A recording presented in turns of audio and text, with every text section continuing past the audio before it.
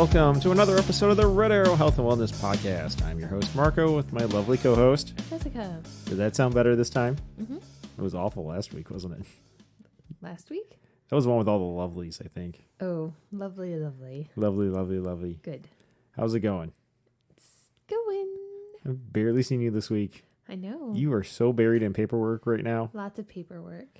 Who knew? Well, they didn't tell us in grad school all the paperwork that came with behavior analysis. They did not. They failed to mention all of that. They prepped us for it with all the papers and reports we had to write. And all of the graphs. You know, you carry a mountain of graphs around. Yeah, but that just became part of life for us. I know, but they didn't mention the mountain of insurance reports that you would also be carrying around at all times. True. So yeah, that's where I've been at my desk. Yay. Typing. Good Well, times. you're not typing right now, so what are you drinking? Water. What are you drinking? Water. My water has ice and a lime in it. My water came out of the kitchen sink. Woot! I know. Why are we drinking all this water tonight? Because we are doing the third edition of Taking Flight tonight. Yay! So there will be plenty to drink coming up. Yeah, we're not really drinking This water. third That's edition cute. of Taking Flight is the marriage edition. Mm. So we'll be talking all sorts of things about marriage and married life. Along the way, we'll be doing some tasting flights, which should make the conversation very interesting. Probably. Probably. Jessica, what are we doing flights of tonight? Tequila. Oh, yeah. What kind of tequila? All sorts? We are doing a flight of reposado tequilas. Yeah, I took French in high school, so what does that mean? These tequilas were all rested in oak barrels. Nice. So it gives Yeah. they all have that nice golden hue to them. Oh, that's where it comes from. Yeah. Because when you distill it, it's clear. And now Okay. it's been aged. So we all these are aged tequilas. We've got 4 of them. And then after we finish that, we're going to do a flight of hard seltzers. Yay. Yeah. I found some zero carb low seltzers. Yeah. Zero carb hard seltzers, not low seltzers. And actually I had several to choose from, and kid number 4 was with me, and she's just giving me the hurry up daddy. Mm-hmm. So I had to make a decision under pressure. Okay. Everything's easily accessible, widely available, nothing like super exotic and super expensive. You can find these everywhere. Awesome. Yeah. So it'll be fun. We've got 8 different categories of our questions for each other on marriage or discussion points. Yeah. So lots to listen to. Hopefully the audience loves this, but This is not an episode for the kiddos no. because we've got tequila. We do have tequila. This is one of our boozy episodes. So if you are not of legal drinking age, go listen to something else. Go listen to Springing into Action, episode 54. Go listen to the Winter Workout episode. Go listen to one of those many, many other episodes, just probably not the Tiki episode or the other Taking Flights or the Summer Cocktails or the Autumn Cocktails or the Wired for the Weekend. I mean, those are like our fun breakout ones where it's like, let's do something different. Yep. Let's do rest and relaxation for the adults. Woohoo! So, Rest. yes, we got something for everybody. But for now, let's kick it off by a toast with our waters. Okay. All right. Cheers. Cheers. That was sad. Well, they're very full, and they're basically generic solo cups.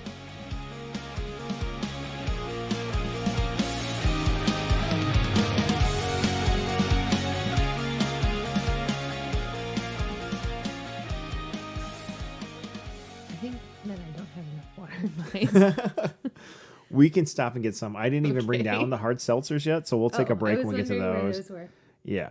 But we're going to get right into it tonight. And so the format for this will be, we'll do a round of questions back and forth and discussion, and then we'll do a tasting. And then we'll do another round of talking and let that kind of settle in. I see. We're off of it, and then we'll do some talking. Okay.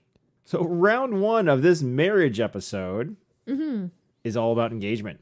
Ooh. Yeah. So Jessica, where did we get engaged? We got engaged in San Francisco, in California. Yeah. Where? In the rooftop bar of the hotel that we were staying at. We did, overlooking the bay. Yeah, it was really pretty. We were It was down at in the sunset. financial district.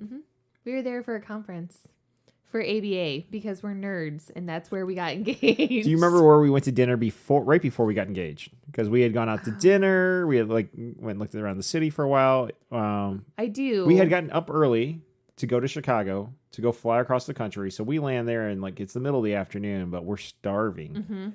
So we go out for dinner, which was really late lunch, early dinner for them. And then we went back to our hotel, and then we went up to the lounge bar area up above with a view, and that's where I proposed. But where did we go to dinner? Yeah, so I cannot remember the exact name of it. It's some guy's name. It's like Ted's Place or something like that. The portions were enormous. Oh, God, what was that guy's name? I'll give you a hint. Okay. Max. Yeah. Because Max likes everything big, is what our waiter said when I commented on the size of my dinner. I was like, wow, this is huge. Oh, Max likes everything big. And I was like, oh, okay. And he meant it with all the double entendre That's right, that he laid did. on there thick. It was fantastic. We could not stop laughing. We couldn't. It was a really good time. That was a fun day. That was a fun day. How long did we date before getting engaged? 4 years. And what were the parental reactions to the engagement? My parents' reaction was actually pretty funny. I called from the hotel room, and my dad answered the phone, and I just sort of blurted out, "I'm engaged," and he was like, "What? Whoa, what do you mean you're engaged?" And I was like, "I'm engaged. Marco proposed, yay!" And he was like, "Well, wow, okay." Wow, I'm going to go get your mom. She's across the street. Wow, you're engaged? Yeah. And then I don't know if I stayed on the phone to talk to my mom or not. I don't really remember that part. Do you remember? No. No? No. Okay, well, how did your parents react? I eventually couldn't get a hold of my parents, so I ended up just leaving a voicemail. Or actually, it was a message. It was a message on the answer machine because that's how long it's been. But the response my parents had was, "Well, it's about time. Took you long enough." I agree. Yeah. 4 years is a long time. Look, I had just finished my bachelor's degree. Actually, I hadn't quite finished it yet. I had one more class to finish. Excuses. Yeah. How long were we engaged before we got married? 2 years. Yes. That's about how long it takes to plan a wedding from 1,000 miles away. It does. It's hard to While plan going a to wedding grad school. from 1,000 miles away. So many details. I know. Which we'll get into that because the next round is wedding day stuff. But by the way, do you remember what we did the evening that we got engaged? We went The part on that a we- weird we'll talk walking tour with a friend of ours Several friends, yeah. through all of the different neighborhoods in San Francisco. And at one point, I guess it dawned on him that we were following him around like It's he like was a a bad guide. joke because it's you and me. Yeah. And we have our friend Brian who grew up in the Chicago area. And our friend Siggy, who's from Iceland. And we're hanging out, and the guy leading the way is Caesar, who's from Miami. Yeah. And yeah, it was just quite the international. I'd say it was a pub crawl because we were looking for a place to go. We didn't actually go anywhere. We just walked around the city all Because nobody night. could agree. We oh, here's a place. No, we don't like this. So we wandered through Little Italy, Chinatown, all the different ethnic neighborhoods. Yeah. And then finally Caesar's like, "Why is everybody following me? I'm Cuban. We just hop on a boat and hope we hit Florida." I'm like, "Oh my God, Caesar. That's so inappropriate." He's like, "I'm Cuban. I can say it." And I'm like, "Okay." But that after hours and hours on some dude tried to sell Siggy crystal meth and he didn't know what it was. And he kept asking more questions. We're like, "Siggy, get away from the drug dealer." It was really funny. So Yeah. we chased him down the street trying to get him to explain his question louder so he could hear it. So it was an interesting night, and yeah. That was, and then we finally made it back to the hotel. I don't want to spend the whole evening talking about engagement, but I'll ask you one last question before we do our first tasting. Jessica, how long after we got engaged until you bought your first bridal magazine? I don't remember the exact amount of time, but I'm positive it was less than a month. Actually, I think it was on the airplane ride home. It was in the Because airport. we got stuck at the airport forever. And I was like, yes, I need to have one of these. It was at the Yeah, airport that's waiting funny. to I'd board forgotten in about San that. Francisco to fly back because you found something very important in that magazine. I found flowers. And the whole damn wedding planning Yep. for 2 years was based around the flowers you flowers. found in the magazine on the flight back from San Francisco. I still have that picture. It's in the binder. Yes. The binder. That's The how nerdy we are. binder. We'll get into the binder and all that. But before all that, go to your number 1 on your tasting board. Okay. Yeah. Give it a swirl. Give it a sniff. A swirl? Mm-hmm. Like wine? Yeah. By the way, I try to go with sipping tequilas, so we're not doing tequila shots. We don't have salt and lime here. We're not doing body shots or You anything. have a lime in your water. I have a lime in my water, but I'm not like sucking on all the enamel off my teeth with the limes. Ew. Nice little sipping tequilas. All right, so which one is this? This one is Cabo Wabo, which is fun to say. Mm-hmm. Cabo Wabo is famously, I don't know if it's still owned by him, but this was the Sammy Hagar's tequila. It's also really fun to drink. It's a lot of fun to say. This is the one we discovered down in Tallahassee. Yes. And we're like, oh, it's Sammy Hagar's. We got to get it. We're grad students. And we've liked it ever since. It's very smooth. Oh, my God. It's nice. You can just sit and sip it. As a housewarming gift for my sister once, we got her a bottle of Cabo Wabo, and she took like the $3 pre-made margarita mix that's like neon glow-in-the-dark green, and started pouring that into the blender with it. I'm like, no! This is like nice sipping tequila. Oh, the other thing I was going to say, though, before we get into more on the tasting notes of this and everything is the tequila flight we're doing, the samplings are all half-ounce pours. Oh, I that's used good. our little beaker measuring All cup right. for it. So, yeah, we're not getting 2 ounces of 2 ounces? Yeah. 2 ounces. 2 2 ounces ounces of total. tequila is not So terrible. just a little bit over a shot total is what That's we're going through good. this. Yeah. Otherwise, this could be a really big hot mess. Oh, I know. But to go with it also, dinner was, Homemade taquitos. yeah, I took some rotisserie chicken breasts that had been shredded, threw in some cheese, wrapped them in tortillas. I had whole wheat, low carb tortillas. You had regular low carb tortillas. The kids had normal tortillas. So many tortillas. And tortilla chips. gave them a little spritz of olive oil, put them in the oven at 425 for about 15 to 17 minutes, somewhere in there. Let them get crisped up, pulled them out, and then we threw on some pico de gallo, and we threw on black olives and sauces, and a lot of hot sauce for me. Yeah. And it was good to go. The kids loved it, and it kind of set the stage for our tequila flight.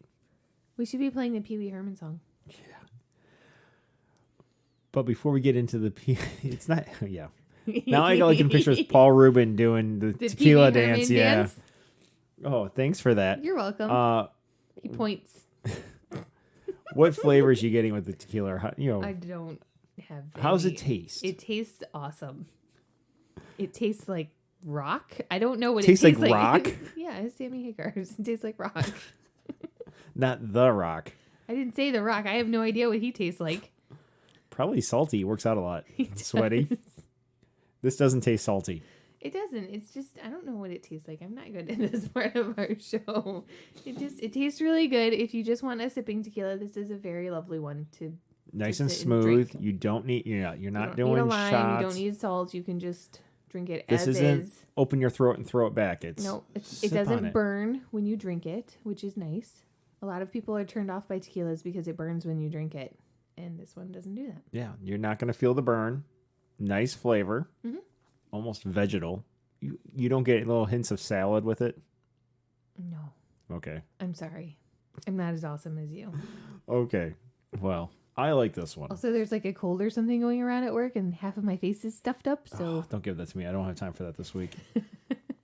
I Especially don't have be time sick as for it. like I'm Also- supposed to get my COVID shot, my first COVID shot that's on right. You're Tuesday. getting a COVID shot. So I don't want to It's walk in exciting. with a fever or Yeah, anything they else won't going let you on. get it. They'll No. kick you out.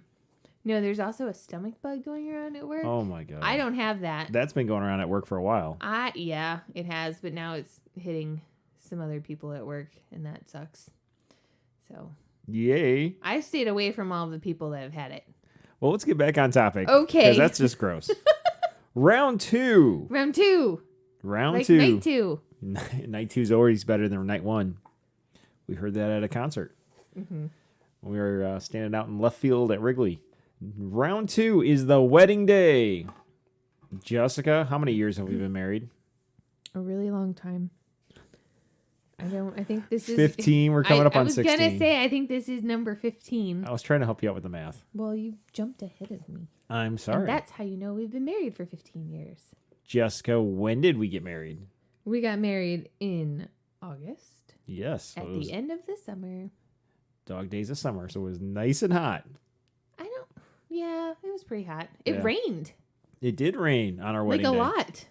But you know what? Not while we were doing our outdoor photos. No. And not when we're going location to location. Yeah, we had to go get our hair done in the morning, and it rained the entire time. And like my dad had to come. On you. I went golfing and got in my entire 18 holes. Or 9 holes. I don't remember how many I played.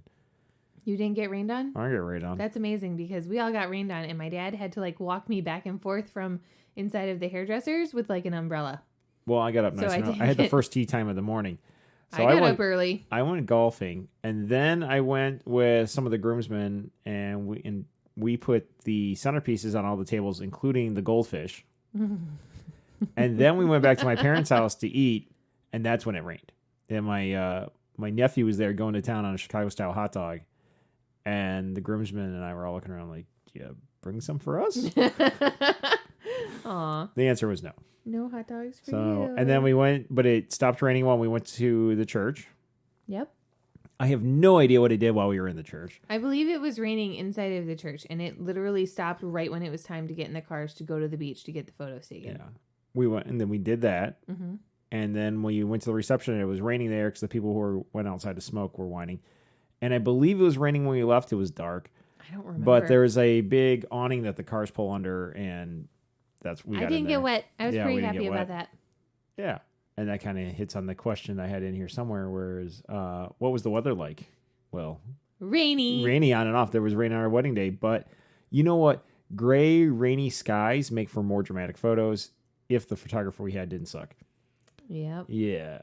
And we also hit on the other question I had in here is where did we get married? Well, you and I wanted to get married outside on the beach. Yeah, the moms weren't having that, so we got married. The moms didn't have it. The church wouldn't have it either. They said nope.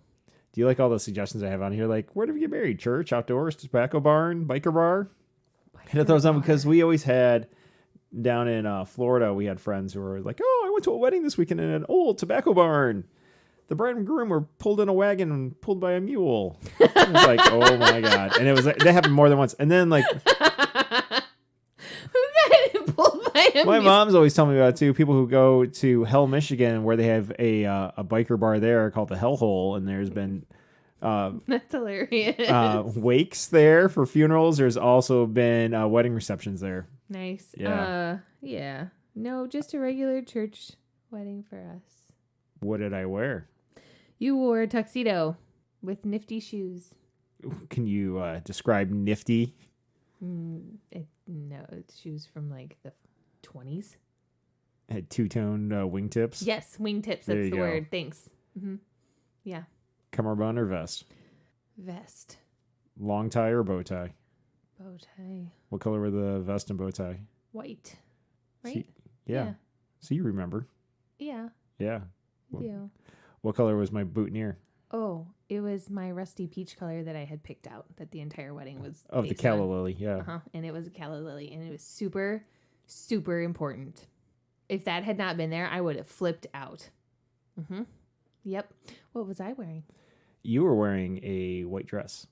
Who made my white dress? I don't know who made it, but I know where you got it. And so even when my sister went to Western Michigan in Kalamazoo, we, of course, would go from where in campus, and even when she lived off campus, off of Howard and everything, going out to the mall, you would go down this hill, and there's this little bridal shop on the side of the street when you started getting into the commercial area, out of the residential area. And so when we got engaged, that's where you wanted to go and look. And you found the dress, to which your parents went, oh, hell no, that's way too expensive. So you continued to go look other places. And, of course, you went to, like, David's Bridal and all that other stuff. And, yeah, it just wasn't finding it. Well, then the little bridal shop in Kalamazoo, or I guess technically that's Portage, decided they were just going to go out of business. The owners were going to retire. They weren't going to sell the business, and they were just going to be done. And so they're having a sale. And you went back, and there was the dress, now deeply discounted. Yeah, I think we spent, like, $500 on it. Yeah. If that. You got it from pennies on the dollar. And you Yep. got the dress, which you found on your first stop anywhere, going, this is the one. And Yeah. suddenly the one was on sale. It was a Maggie Sotero dress. It's gorgeous. Okay, I didn't know that back then. I still don't know it but now. the ladies that are listening to this will probably know what that is. And it was so pretty. And I loved it so very much. I still have it. I put kid number 1 in it when she was like 2, and I took her pictures while she was wearing it. I need to put kid number 4 in it so she can have pictures of mommy's wedding dress too. It's not like they're ever going to actually wear this dress when they get married, but I like that I have little kid pictures of kid number 1 in it, because then I can show her, look, you did try on mommy's wedding dress, because it's like a thing. So, Very cute. yeah, but I was so happy to get that dress.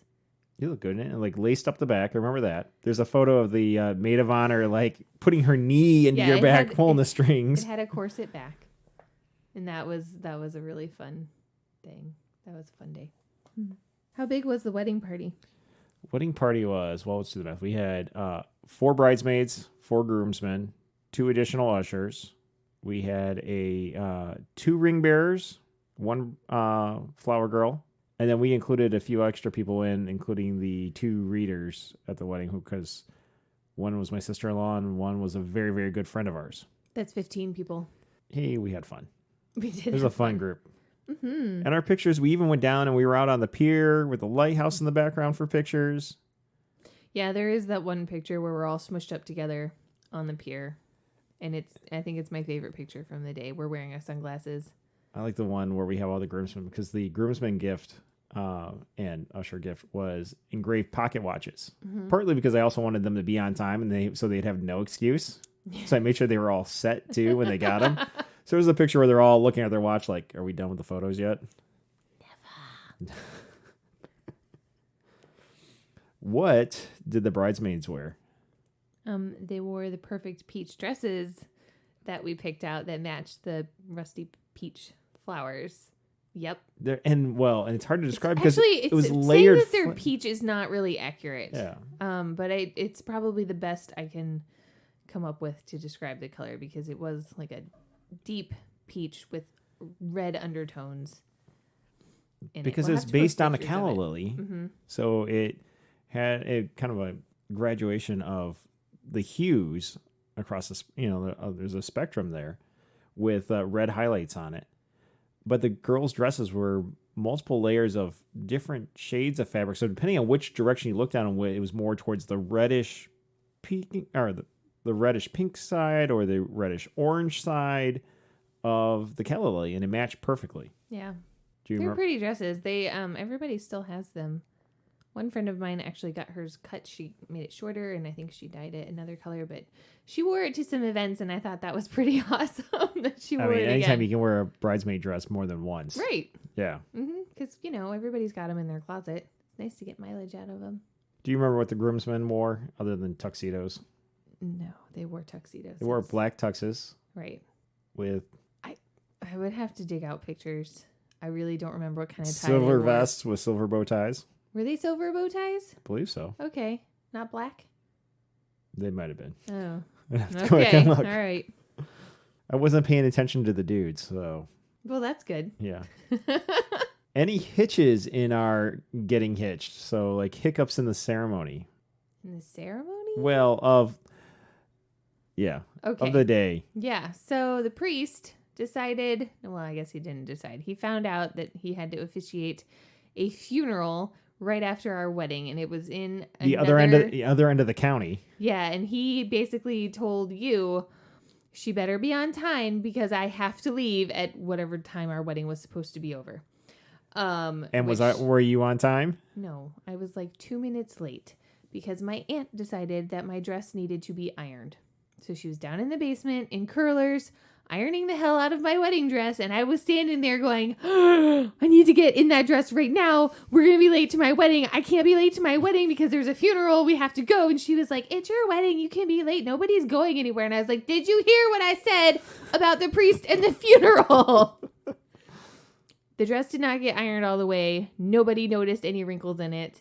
And we were 2 minutes late to. And keep in mind, it wasn't the standard priest for that church anymore. No. He used to be when we were growing up. Yeah, that's And then why he we had had him been do like it. promoted up to Monsignor, and he was basically semi-retired or retired. He was like pastor emeritus for that parish. And the one who was in charge of that was not happy with us because he wanted to do the ceremony because he's the big boss man. We're like, no, we want our childhood priest to do the wedding. If we're doing it in the church, we must well have the guy we know because that we like. they had switched out after we had moved away. And then he was also mad because they're like, well, you have to hire this organist. We don't want organ music. We just turn on a CD. We were broke college students on, grad students on a budget. We're not paying $200 for some woman who's going to miss every third note anyway, like she does every Sunday. So no. So he finally threw his hands up in the air and said, fine, I'm not going to even show up. I'm like, great. We weren't inviting you anyway. Yeah. Yeah. To the Monsignor who was throwing a hissy fit. So we had our wedding. That was a little hiccup to get through too. Yep. That was. Do you remember when we did our premarital counseling and we had to take that test? Yeah, I was that shooting had, for a perfect score. 250 questions on it. Yep. We did not get a perfect score. Nope. You want to know why? You. It's because I got bored halfway through the test and I stopped paying attention. And it's sort of like, when I think about it in my memory, it plays like a sitcom. And so he takes our test after we finish when we're sitting there and we're very nervous. And then if you do too badly on it, you have to go to like the weekend retreat. Conference. No, and the weekend retreat. It's like, I don't want to go to that crap. Right. And so he looks up from scoring it and he goes, okay, well, we've got some differences here. And I was like, oh no. And you look terrified. And he goes, so you think he drinks too much? And I was like, no, I don't. I drink as much as he does. And he was like, then why did you mark yes to this question? I was like, I don't know. Oh, it's because you misread it and you're like, it does not drink too much. I don't know. It just, everything sort of went downhill after that. Like I can hear the laugh track playing in my head at that moment. And I really have blocked out the rest of it. And then he just started messing with you. Yeah, it's very nerve-wracking and scary to have to go and answer all of these questions on an official test with a priest in his house. It's weird. Well, he's a Monsignor at that point. Right. It's like his house right on the river, like waterfront property. It was a nice little house, yeah. Mm-hmm. Yeah. Any other hiccups with the ceremony that you can remember? Other than the rain? Other than you're late and like... Jesus Christ, I was 2 minutes late. Yeah, but everyone's coming in. Like, I purposely left my watch at home for once, even though I'm usually glued to it. And I'm in there, like, we're in a little vestibule chapel area, and I'm cracking jokes, and, like, all the groomsmen are looking like they're trying to calm me down. Like, I'm getting left at the altar, and I'm the one cracking them up. Trying to, because they're all nervous, and the priest keeps coming in. 6 years in, and I'm going to leave you at the altar. She better get here. She better get here. I'm like, so what? Yeah. And you showed up, and it was fine, and we did. Now, the hard part was because I was heavier than I am now, and I have a bad knee, and especially with all the extra weight on it, very difficult. So it's hot. I'm in a tuxedo. The church was not well air conditioned, and for all the kneeling for the ceremony, I'm essentially holding myself up on my elbows. Yeah.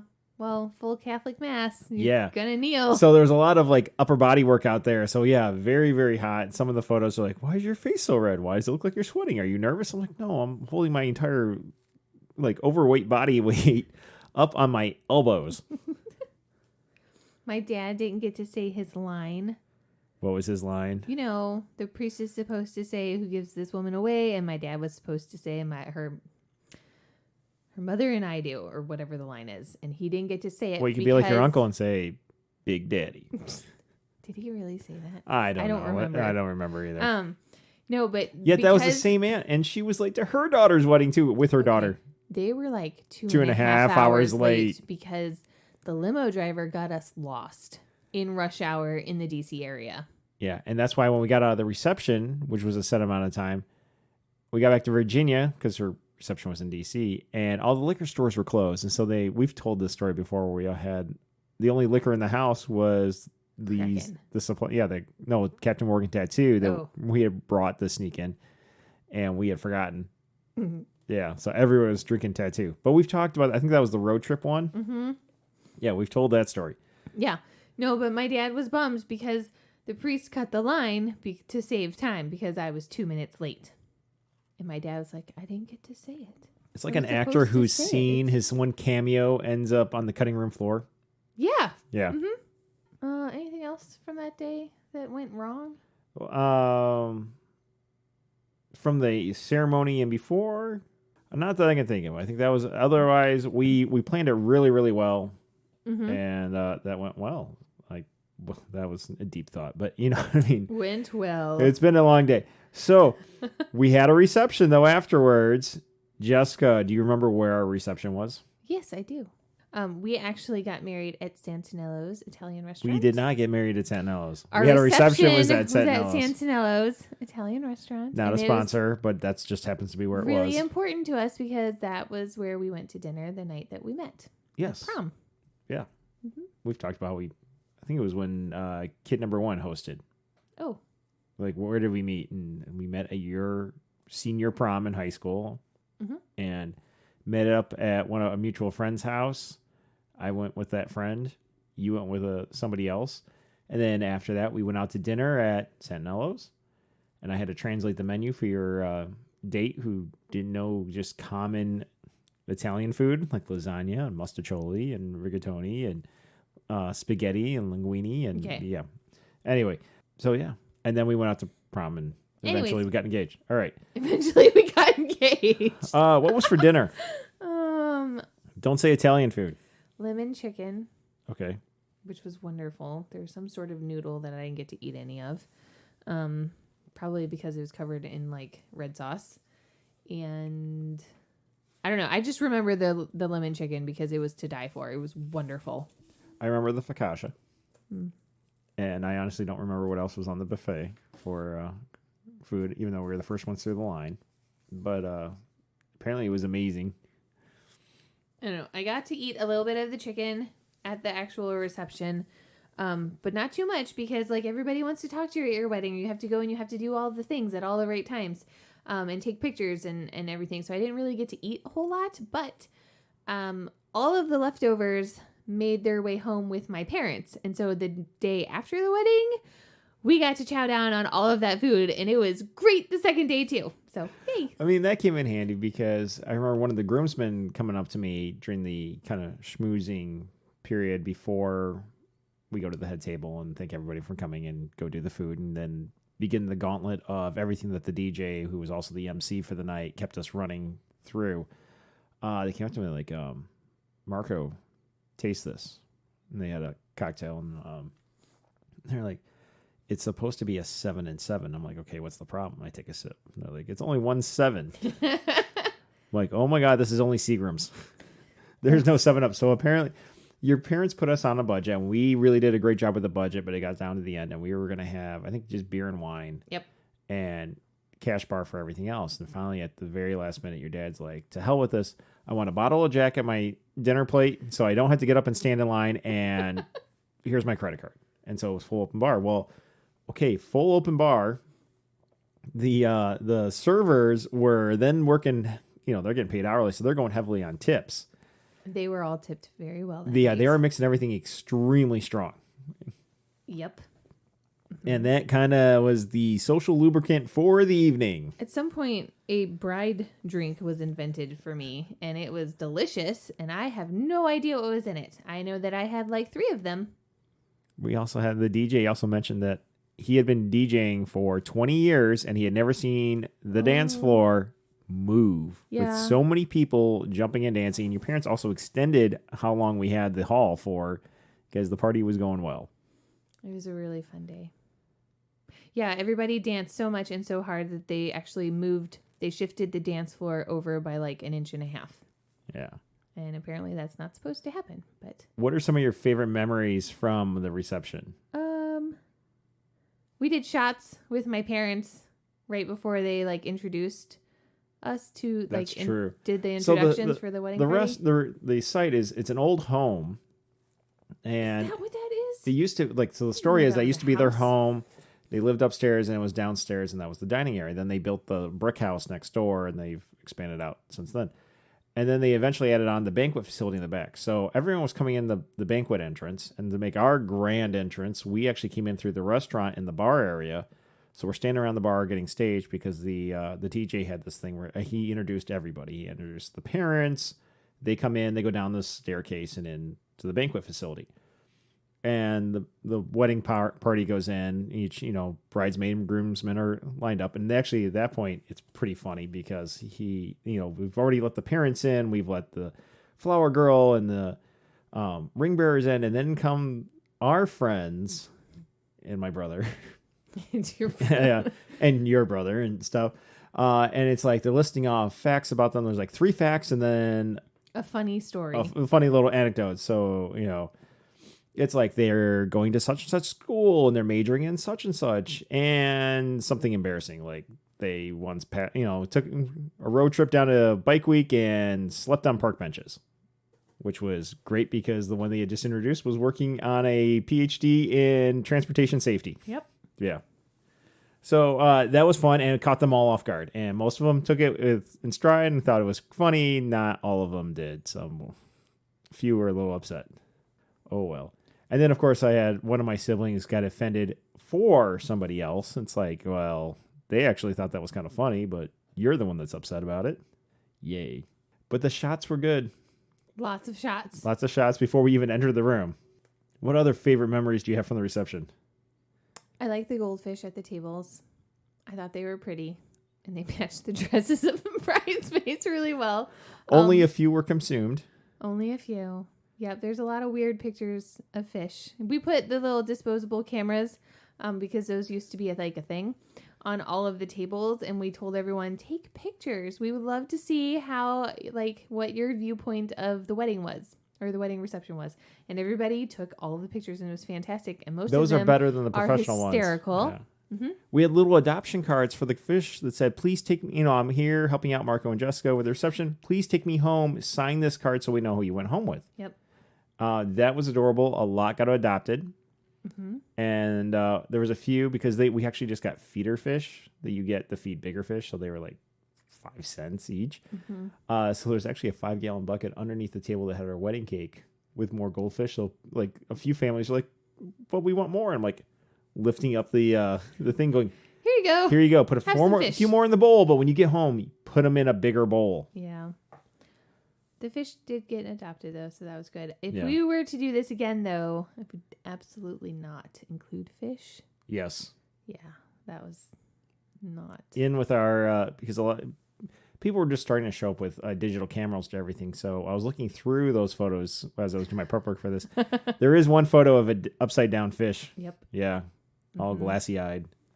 I think there's a picture of my aunt with a fish out of the bowl. That's all I'm going to say about that. Yeah. What else was fun at the wedding? I like the way that we named all of the tables. Instead of the tables just being like table number 1, table number 2, we named each one of the tables with a location that was important to us. Well, a location or something. Yeah, it was something that was important to us as a couple. And it had the explanation underneath. So beforehand, even when we were coming in, or actually even throughout the evening, we would see people going table to read the table cards that you would usually have a number on, reading what it was and why it was significant to us. Like there was the Michigan Tech table and the Western Michigan table. And of course, we also had our friends from Western Michigan sitting at the Western Michigan table. Yeah. And the head table was the San Francisco table. And when it was time to eat, we had tables dismissed by name. So we had the list of names and we knew who was going to sit everywhere. We had done the seating chart and we gave it to the DJ and said, this is the order. So then they're hearing the names. So there was the Pirates Cove table, which if you listen to our our road trip episode, it was both part the hurricane story and it was also a reference to Michigan Tech and fish bowls at the Ambassador up in Houghton, Michigan. Yeah. Yeah. So yeah, they weren't all places. Some were things, but it was fun. What were some of your least favorite memories from the reception? Made up drama. Yeah. People tried to explode during the reception. But anytime you get that many people together and a lot of families, there's going to be imaginary drama. Yeah. But you know what? There was enough fun to kind of just ignore all that. Yep. And then we have a picture in our wedding album from the official photographer of your dad with his bottle of Jack. That is definitely a favorite memory. Yes. Yeah, that's not a least favorite memory. No, that is. And the fact that he was dancing all night. Yep, he did. Least favorite. I don't know. I thought. Well, then we'll skip over that and just go straight to Do you have a least favorite memory of the reception? just the drama. Okay. And there wasn't a lot of drama. It was just a few Little blips. Every so often. Some of the drama. What do you know took place at our reception, but you can't really remember because either of the pace or just how long it was or the drinks or what have you? I know that my brother's friends crashed our reception. I don't remember how many of them there were or where they came from or where they went afterwards. I just know that at some point a bunch of 20-year-olds showed up. That is part of the blips of drama that showed up. At one point, I had a sibling come by and dig her fingernails into my arm, going, "There is underage drinking going on at your reception." And I'm like, "I'm not paying for it." Also, you don't own the restaurant. I don't own the restaurant. I don't have the liquor license. I don't care. I'm having fun. If they're anywhere and looking around the room, they're in the back. So if the establishment wants to handle it, cool. I'm not providing it. I'm not serving it. I'm not paying for it. I'm going to go dance with my wife. Mm-hmm. Yeah. I'll say something I know took place, but I cannot for the life of me remember. And actually, we talked about this at our first anniversary. I couldn't remember it then. Do you remember cutting the cake?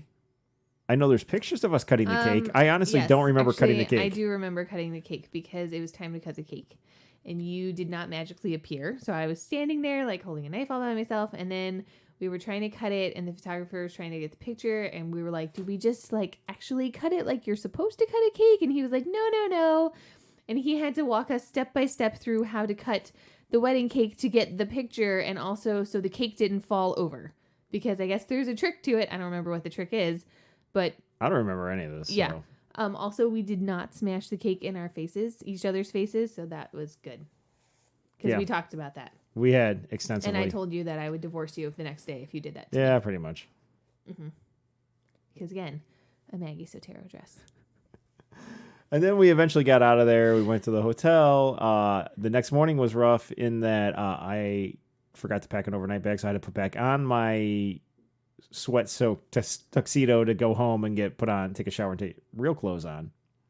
And as we come out of the hotel, there's your dad, all smiley and chipper, and it's how are you not hungover? But yeah, no, he said he sweated out all the alcohol by dancing all night long.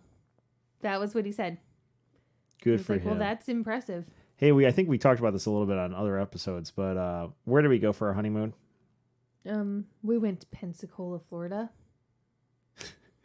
What was your favorite memory that you'd like to share on the podcast from the honeymoon? Bucket of rum. And a Cheeto. And going fishing with that. Yep.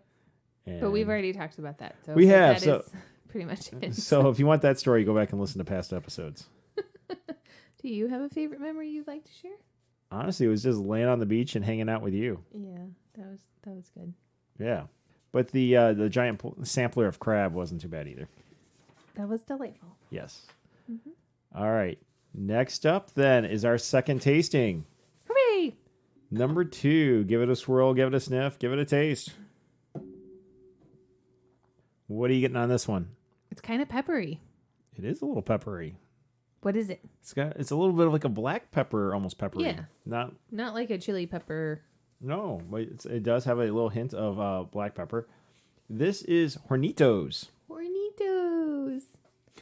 Which is fun to say. It is fun to say. So it's it looks just like everything else we got in our lineup. It's that nice gold color, but this definitely has a very distinctive flavor. Mm-hmm. It has it really does taste like they soaked black pepper in with it.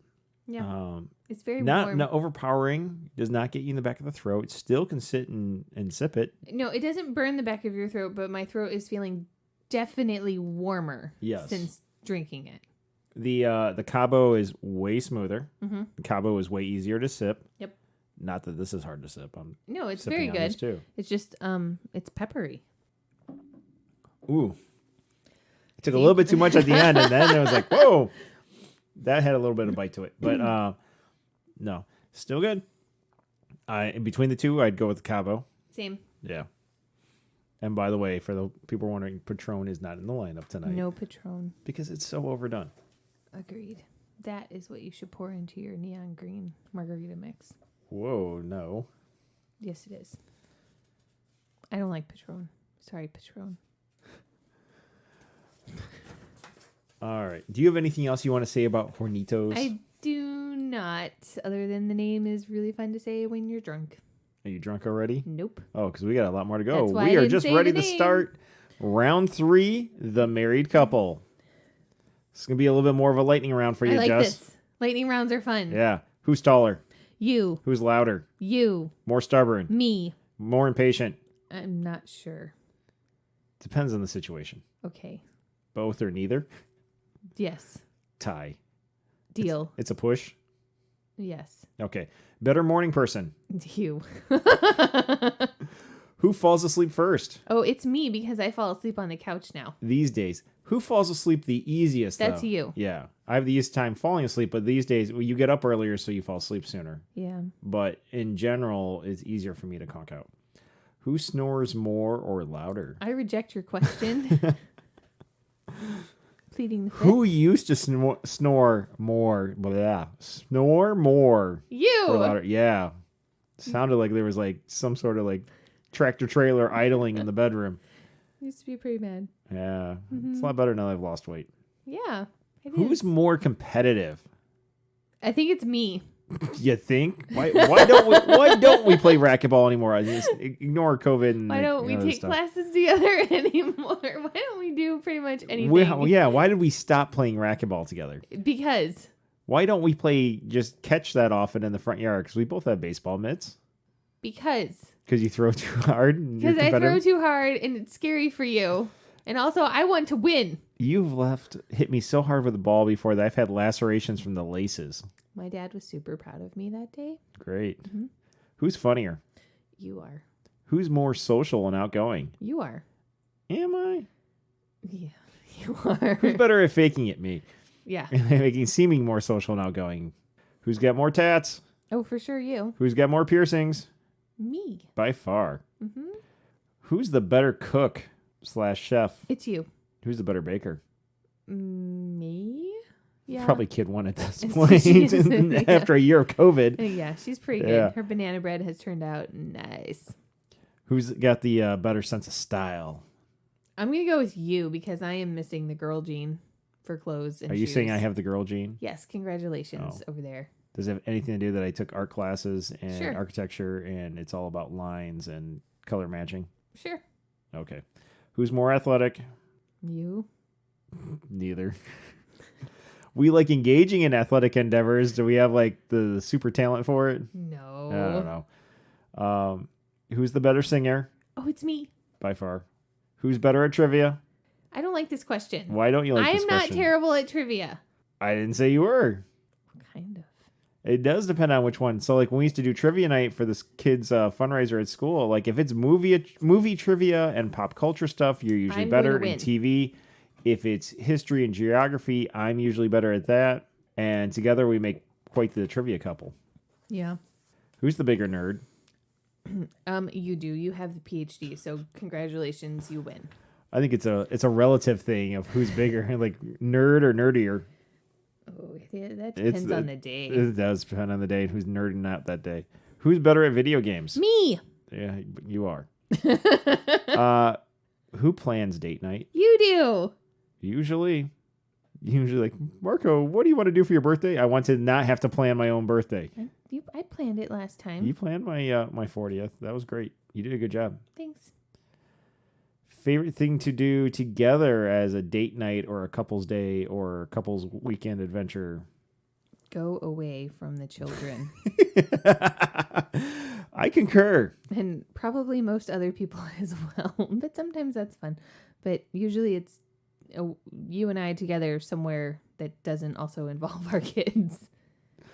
Oh, Sometimes you need a break from your munchkins. yes, you do. We love them to death, but sometimes you need a break to just be a married couple and be Happy? happy as a couple. You're unhappy with the kids? No, I like them. It's just they were pushing buttons tonight before bed, so Well, when you have I'm a the little 4 salty over children that. of psychologists, and especially behavioral psychologists, boy, do they know how to push buttons. yeah, they do. Yeah. They also know how to do hand over hand prompting. They're also Italian, so they've all mastered, even the 4-year-olds mastered the Italian guilt trip. Yes. And talking with their hands. They do. And it's hilarious. Well, that's the end of the lightning round that is the married couple round. And just us as a couple. Let's get to number 3. Okay. What do you have here? Give I it a don't swirl. know. Give it a sniff. Give it a taste. What do you think? It's nice. Where would you rank it out of the 3 we've had so far? Number 2. I too would make it number 2. It's smoother than the Hornitos. It's less peppery. It's less heat, less everything. But it doesn't have. There's just some notes and characteristics to the Cabo Wabo that make it more interesting. They keep having you come back for another taste, which sounds bad when you're talking about alcohol. Yeah, sorry. It has been a long day, and the kids had a half day, so I was trying to get work done and deal with our children. That sounds bad. It does sound bad. Look, it's been a long week. They were all overtired, and so then it was just like squabbles, and it's like refereeing that while trying to get work done, and then having hockey stuff come in. So it's been a long time. Anyway, yeah, this is up there. Any guesses what this is? I don't know what this is. What is it? Kirkland's Finest. Oh. This literally is the Costco store brand of tequila. I think it's good. If we were out of Cabo, I would absolutely drink this one. This one, now I've gotten it before, and it's what's interesting about it is I will sit and sip this one. Mm-hmm. But with the price point that it's at, I'm also not upset about turning into margaritas. Granted, I'm not using that glow-in-the-dark crap you buy. Was working on my low-carb recipe, and I'll share that in another episode. I don't want to, waste it on this one. We got plenty of booze to talk about in this one. But that had fresh squeezed juices in it. And then I used this tequila, and it turned out great.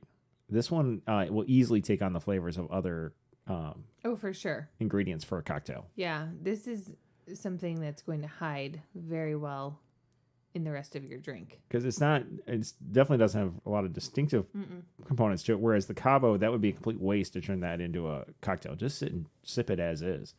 And even the Hornitos is kind of fun to sit and sip it as it is with the fiery peppery notes. I guess if you like pepper, then yes, it's good for that. But otherwise, I would absolutely mix it with something else because I don't enjoy that peppery, burny taste. Yeah. So, well, as that settles, though, let's do our round 4 questions, and we'll move into that. And then there's the final tequila at the end of that. Dun. Before we go into all our seltzers. And so round 4 is about life together because that is an adjustment period, even though we had moved in together before we got married. Mm-hmm. And, we had been a couple for 4 years. There's still an adjustment phase because now it's like changing everything over. 6 years. Oh, that's right, because the 2 years of the engagement. 4 years before we got engaged, 2 years in engagement. So 6 years. We had already been a couple for 6 years by the time we got married.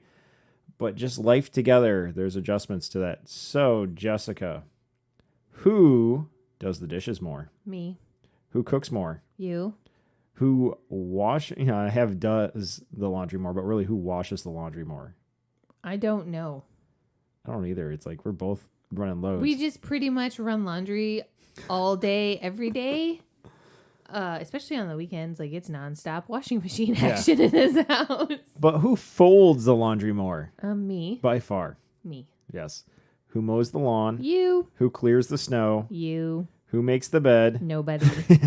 We occasionally get around to it. We don't really do that. Yeah. You know how hard it is to fluff a weighted blanket, by the way? It's awful. It's a workout. It's arm day. Let me fluff this thing and smooth it out. Yeah. Weighs 25 pounds. Who clears the leaves? The children? Usually me. The Fine. Children sometimes It's blow not them in my me. face. I don't like to do it. Yeah. The kids are starting to get big enough, and we got enough leaf blowers that they help. And, we put hearing protection on them. They have fun with it. But usually I got to do a lot more extra cleanup with that. Who weeds the flower beds and plants the plants and all that? Me. You do. I'll move the mulch around, and I'll help put the plants, like, in the planters and everything in place for you to do the planting. But I absolutely hate pulling weeds and stuff. And I'll do the spring cleanup of, like, everything that got overgrown over the last year, and especially the fall and the winter. I'll come through with the chainsaw and cut it all down. I hate keeping up with it. Part of that, too, is by the time track season usually ends, it's already gone like, well, we've lost control of it. Well, Now there's it's a no horse. track season this year, So so we'll see how it goes. It's just about that time where things are starting to pop up and it's starting to get warm enough where I can get out there with the chainsaw and cut it all back because we do live on a ravine and it's constantly encroaching on our on the pool. living it area. encroaches on the pool, and It that does. sucks. Who cleans the bathrooms? Me. Who cleans the toilets? Me. Orchid one. You're going to get hate mail for this because your wife is doing all the cleaning. Probably. Mm-hmm. How much snow did you clear 2 driveways full this year. this year? How many times have you cleared the driveway since we moved here? 4 times. In 6 winters? Yep. Yep. Mm-hmm. Who controls the remote control? You.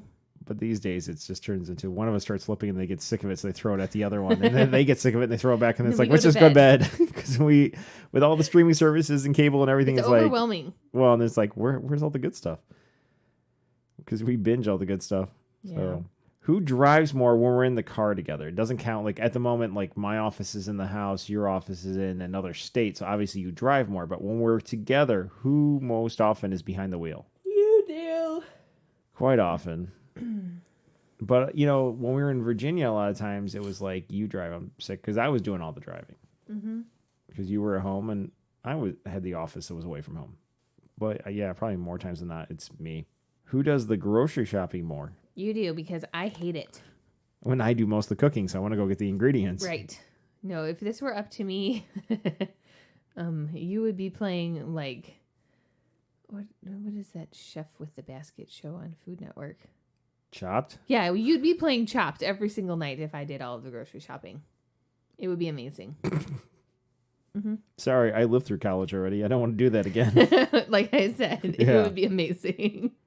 Who mixes the drinks or the cocktails? Okay, so the answer is you, but it's because you won't let me do it anymore. So, Look, people who follow along know why I won't let you do it.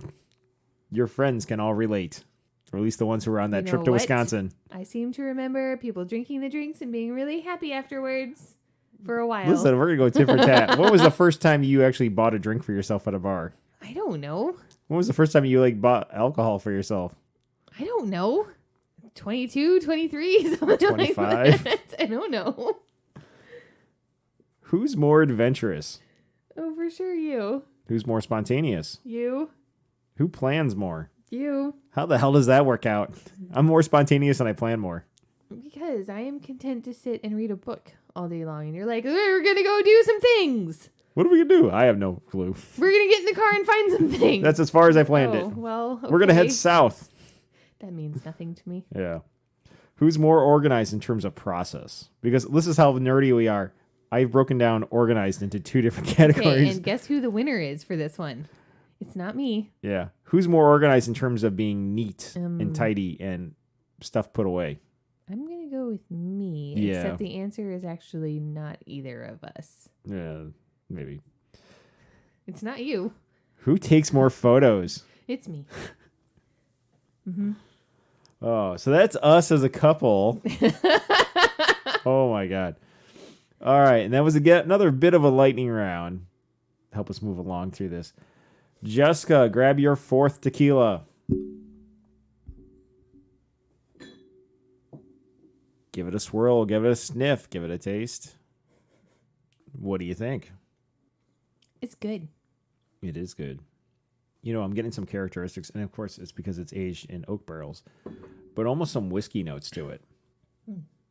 That vanilla, that caramely, that just the oaky, more so than the other ones. Yeah. And of course, it is. I mean, it's most certainly it is tequila. Oh, for sure. There's no doubt there. I don't know. It's Here, good. It's not burny. It's nice. I put the bottle in front of you. You did. What are we drinking? It is Casamigos tequila. It's George Clooney's tequila. Yay! Clooney tequila. So we started with Sammy Hagar tequila. We're ending with Clooney tequila. I really like Clooney tequila. It's good. I do like Cabo Wabo more, but this one is probably my number 2. Well, that's nice for me because Cabo Wabo is less expensive than Clooney tequila, but it is good. This one leaves a little warm feeling in your throat. It does. Not a burn. Nope, just a nice little warm. Warms you up. Mm-hmm. Anything else you want to say about Clooney tequila? No. George makes a good tequila. Okay. Let's take a little segue break real quick. Yes. I'm going to pause this. We'll clear the tequilas out of here, and we'll get our hard seltzers, and we'll do rounds 5 through 8. Okay. All right? Be right back.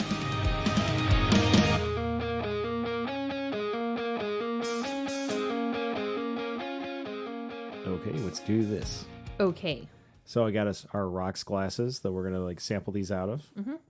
It's our cityscape ones with all the street maps etched into it. Yes. Do you notice which city I gave you? San Francisco. Yes, I did. Mm-hmm. What do you have over there? I have Tallahassee. Oh, nice. Okay. Yeah. All right. So we're ready to go. We got our seltzers lined up. But first off, round 5, we're doing the questions first. Okay. Round 5 is life with kids because we have a bunch. We have a bunch. So when we got married, how many kids did you want to have? 3. How many kids did you want to have? I wanted 2 to 4. I wanted 3. I thought you wanted 2 to 4. 3. All right. Well. How many kids do we have? 4. When we had 3, though, we were sitting around, and what did you say? Somebody is missing, and I kept setting extra plates at the table. Like I would miscount almost every single night, and there'd be that weird 6th plate, and I'd be like, "What the hell is the matter with me?" But there's nobody coming for dinner, and that went on for months. And then finally, I was like, maybe we need to have another baby because apparently somebody is missing to the point where I am setting a plate for it. So maybe we should just do that. And lo and behold, we got kid 4. Kid 4, she's great. She's hilarious. She's a sassy little thing. She is. How long were we married, though, before we had kids? Yeah. 4 years. Yeah. To the point where people were like, when are you guys going to have kids? It's like, well, first off, I think the first baby we had was the dissertation. That's yours. That was we. It was like, there was a lot of hardship for both. No. But then, yes, we had kid 1 came along. And I think we probably can do more stories about having kids in another episode. Yeah. The deliveries and everything. What do you remember about life before kids? It was quiet. And that's an understatement. We could sleep in whenever we wanted to, and we could just drive to the beach whenever we wanted to, because like we used to live in Florida, and that was something we could do pre-kid. And kind of. I mean, we weren't working and doing research and everything, but yeah, it wasn't like planning a military operation and then planning and logistics and supplies, and it was just like, let's get in the car, grab your bathing suit, get in the car, go. Yeah. Who cares if we have food or water? We'll just grab that along the way. Right. And it was a little bit boring. It was. Mm-hmm. I think that last Christmas down in Tallahassee was incredibly boring. It's like, here's the camera to take a picture of me opening my gifts. Now I'll turn around now. Because we had to document it to send it back to the parents to show that we actually opened them. That we did Christmas. And it was just like, this is so quiet and boring and yeah. Yeah, it was bad. Too quiet. So it's definitely not quiet around here anymore on Christmases. Oh no, it's very lively. It's great. Once we had kids, who changed the wet diapers? Are you serious? We both did. Yeah. Who did it more often though? Me. Yep. Because I stayed at home with them. So me. Who changed the poopy diapers? Both of us. Who did it more often? Me. Yeah. Again, stay at home mom. So yeah. Who was more likely to pretend like they lost their sense of smell though? You? Yep. But it's not like that got you out of changing diapers. So no, just some dumb thing you did. I don't smell anything. Everything is fine. Let's test the weight limits on what the stink lines coming off of the child. Let's see what the limits are on those leg bands there. They got changed. They were fine. Who most often got up in the middle of the night? Me. It's because I was probably not even home yet from work. Oh, that was it. And we've talked about the age of being home like 3 hours at night, 3 hours of sleep at night. That was awful. How long did the baby stay in our room? Too long. Kid number 1 stayed in our room until she was like, I don't know, 2 or 3 months old. Yeah. And then I could not take her squeaks anymore. The kid sat there and she squeaked all night long. I'm not sure if she was awake and doing it or asleep and doing it. I have no idea. They're I the just cutest know, little squeaks. Oh, for sure. But I could not fall asleep if she was over there squeaking because I was like, oh, she must be hungry or bored or something. So I would be up the entire time trying to figure out why she was squeaking. And finally I was like, I need to go to sleep. No, That's never going to happen until we put her in the crib. Tiny baby snores. Maybe little squeakies, Yeah. like they do. Kid number 2 spent like 4 weeks in our room. And then after that, I was like, he has to go to his crib because I don't want to do the squeaks again. I need some sleep. And it was fine once he moved out. Kid number 3, I think the same thing. He had 4 weeks. Yeah, just about then, like a month. And yeah, kid and 4 he was went a to month. His room. Kid 4 was a month. No, kid 4 stayed in our room until she was like 6 months old because we didn't paint her nursery. She did not stay till She 6 totally months. did. No, because we had her in her crib when it was still on the upper level. For like a day. She was in our room forever. It's amazing, like the amnesia that comes with kids, isn't it?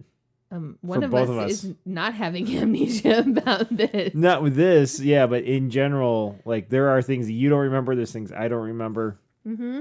This is gonna be a tough category to get through, at least for like the little stuff. And they stayed in. We had the little bassinet for them to stay in too. Yeah, like a pack and play thing. Yeah, and it had this little cradle built into it. It was nice. It kept them very, very secure. They couldn't roll out of it, and I really liked that.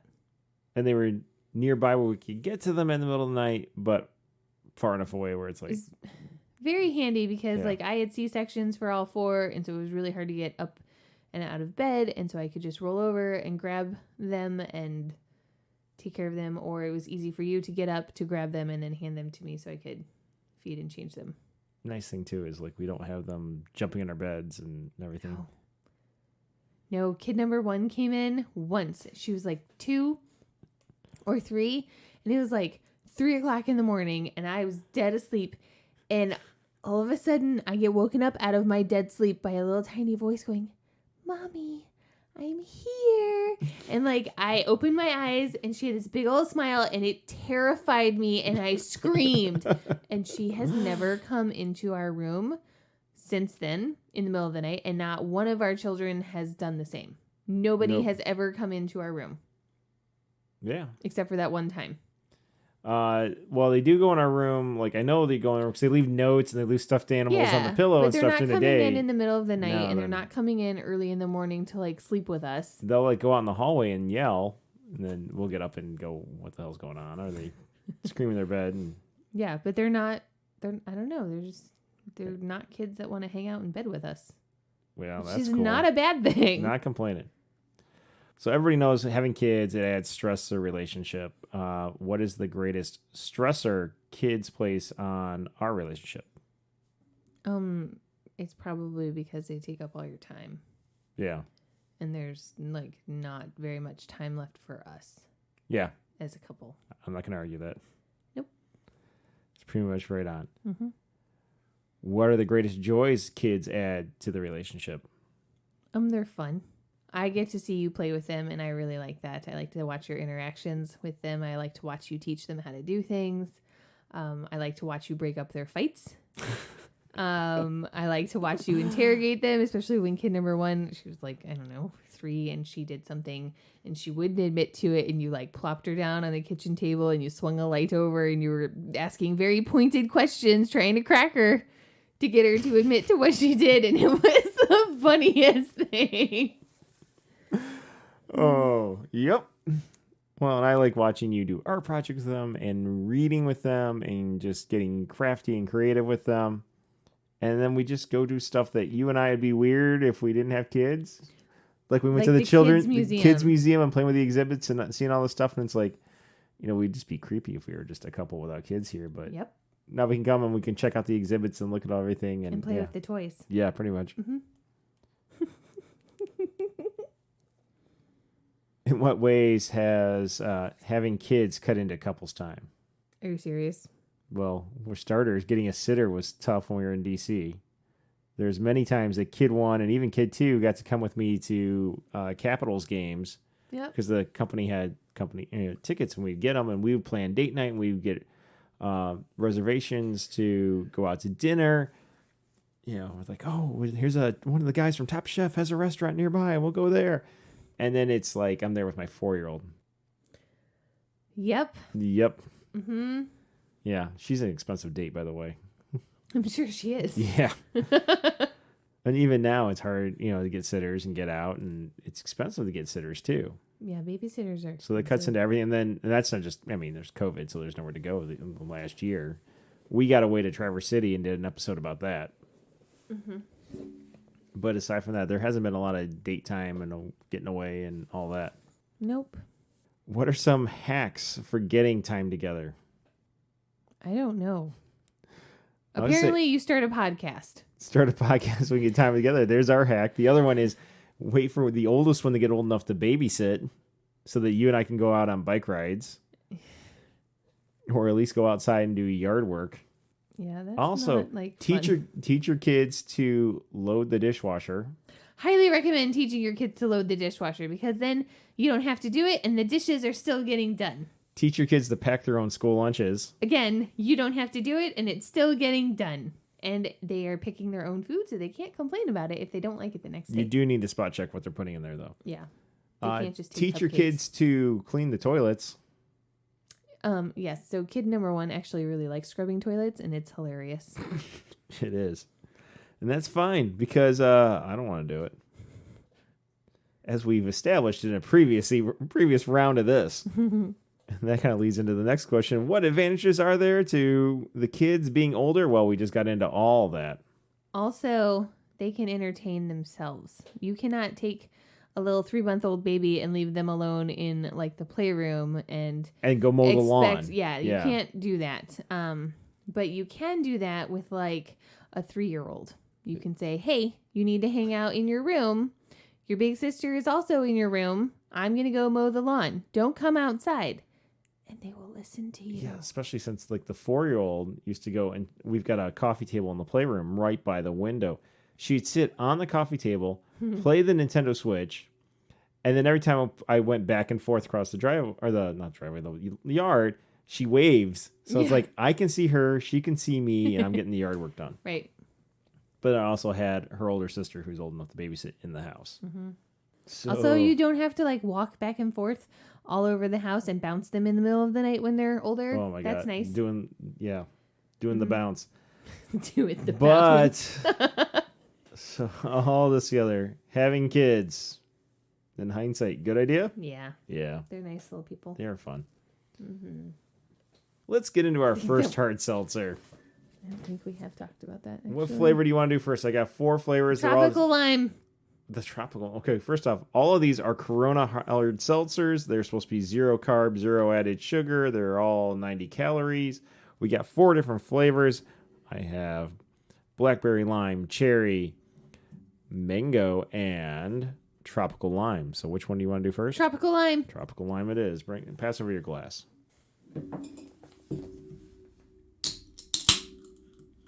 That was loud.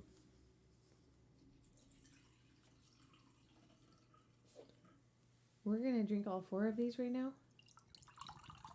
We're going to sample them. Okay. Cheers. Cheers. That sounded better. What do you think? I like it. It's not overly limey.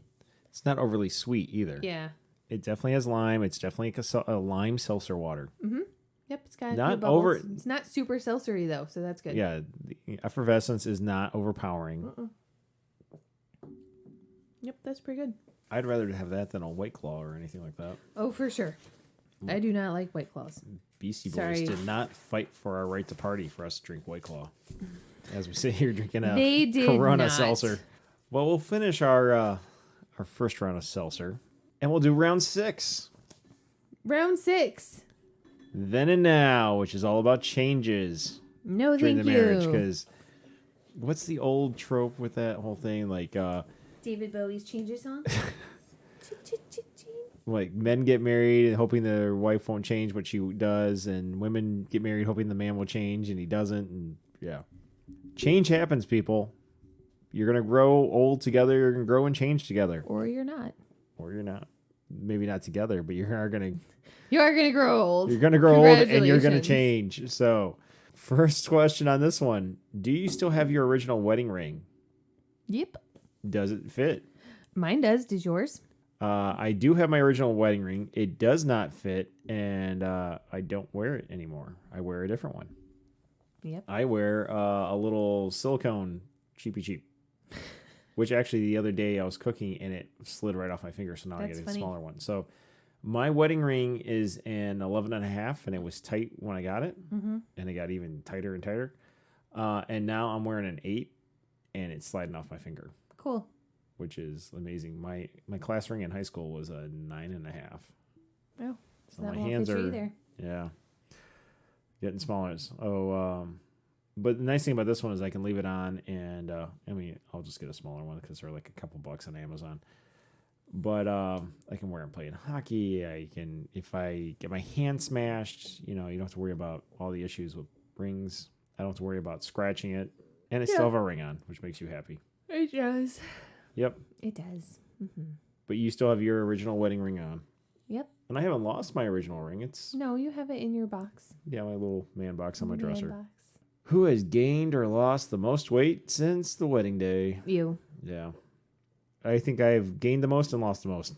Maybe. I win both categories. Okay. We'll just go with that. Who looks the most different from our wedding day? You do. You look the same. I do look the same. You do look the same. I'm pretty happy about that. I'm pretty happy about that too. Well, that's good. Whose hair has changed the most, whether it be color, style, or quantity, or lack thereof in my case? It is yours. Yeah. It's the same color at least. It is the same color. Well, no, there actually is more gray popping up in it now. But it's not mostly gray. Only a little... touch of gray? Tiny bit. Come on, you want to say it. There's a touch of gray. I don't want to say it. Whose style or sense of fashion has gone through the most changes since we got married? You.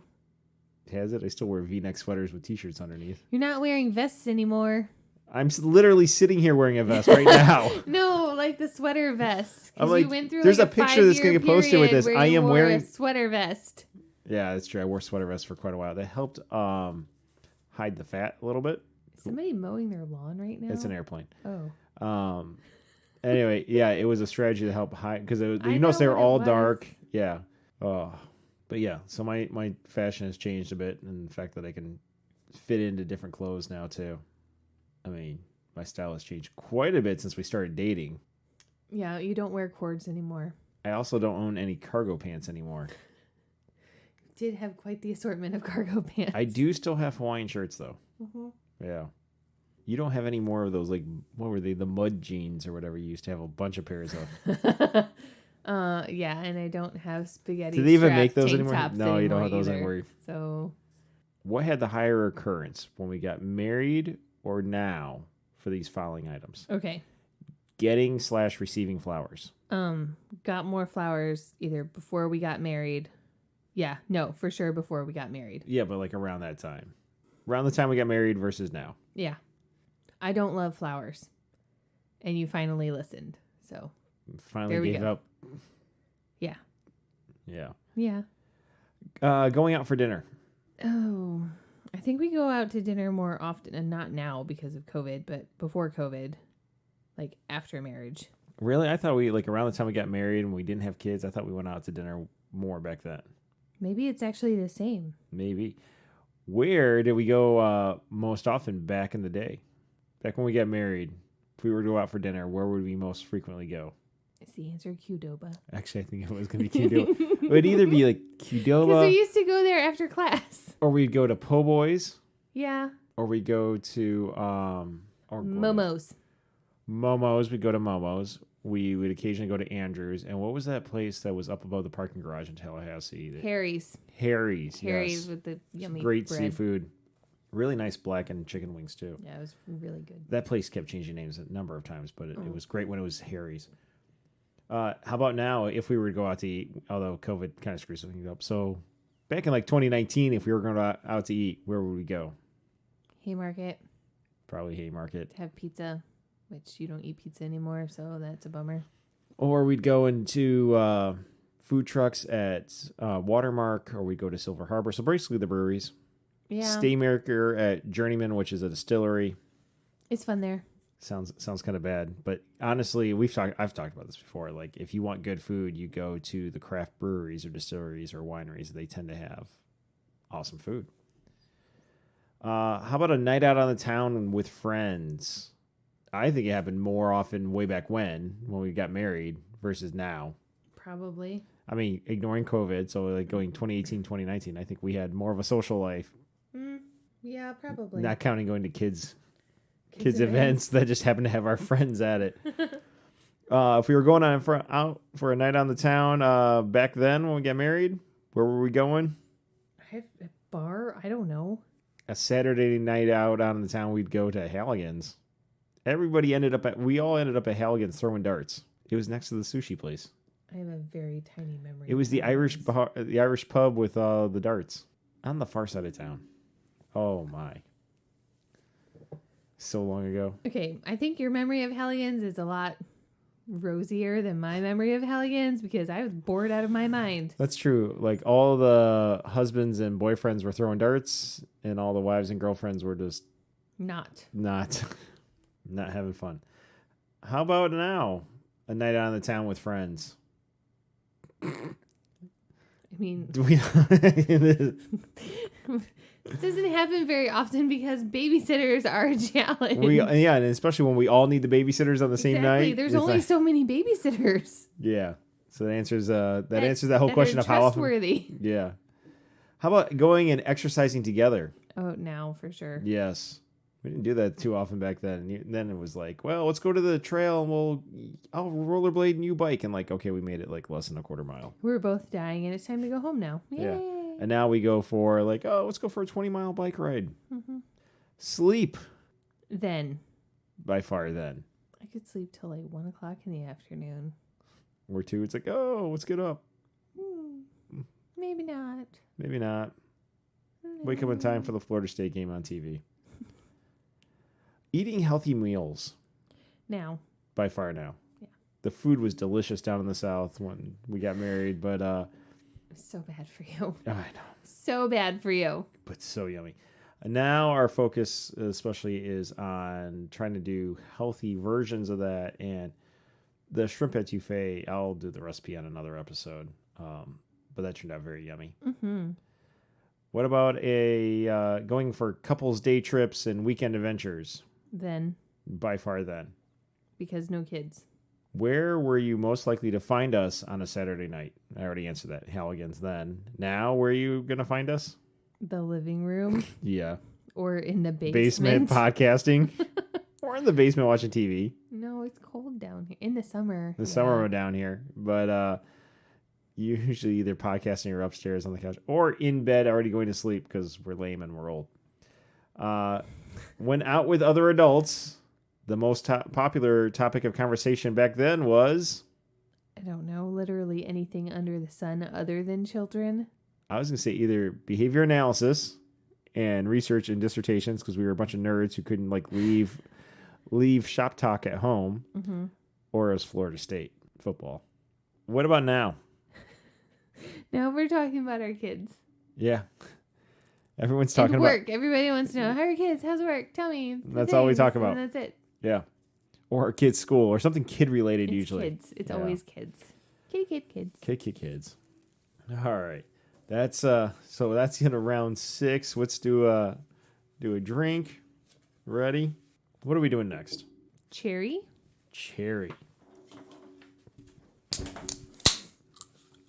I feel like that meme of a Will Ferrell cracking a beer. These things are incredibly loud. They're tall too. Well, that's just the hard seltzer thing, is they're tall and skinny. I know, but why? Who decided that was going to be a thing? Apparently that's the thing. I don't know. The thing? The industry decided we can't make it look like you're drinking a beer. You got to drink the Virginia Slims of aluminum cans. Slims. All right. So this is the cherry. Like the other one, it is crystal clear. Mm-hmm. This one has more bubbles than the lime one. Yep, that's cherry. That's cherry. That's cherry. That one is not for me. I'm gonna do a. It's try to give it. You know what taste. It tastes like? Cherry. Yeah, it tastes like cherry, but it tastes like those heart-shaped cherry lollipops that you get when you are at Valentine's Day in like the 3rd grade? Yes. Yes. That's what the cherry Corona hard seltzer tastes like to me. It tastes like cheap cherry.